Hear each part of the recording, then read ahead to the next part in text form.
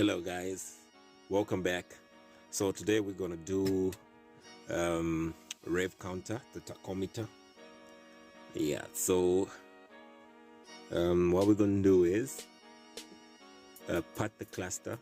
So that I tell you, there's actually a resistor supposed to bridge in there and the cluster, so that we get the tachometer working, because resistance on the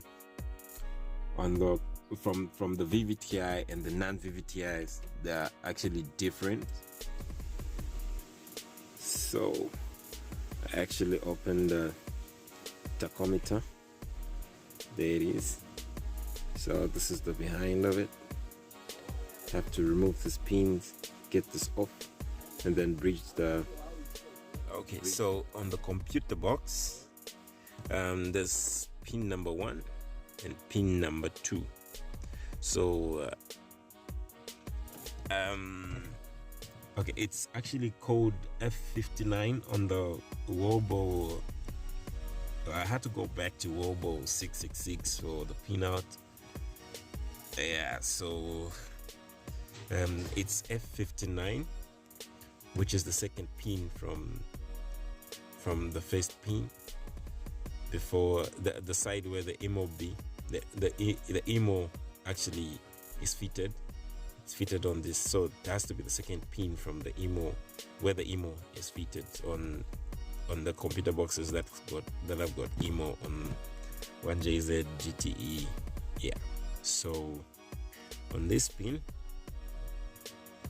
on this second pin, Wobo state actually the pinout on Wobo is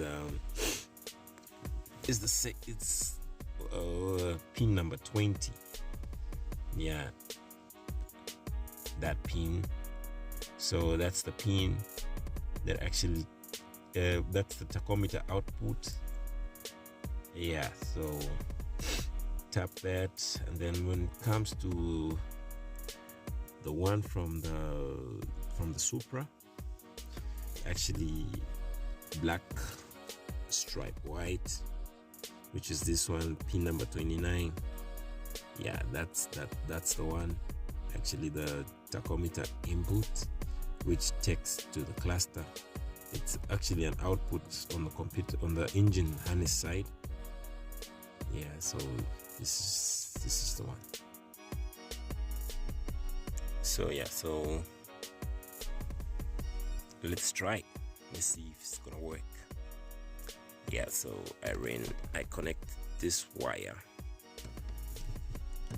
from the ECU all the way there. So yeah, let's see. Let's try it. So as you can see, it's working perfectly. Yeah.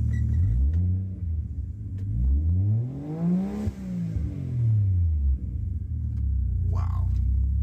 Done. Thank you for watching. Don't forget to subscribe, like, and share.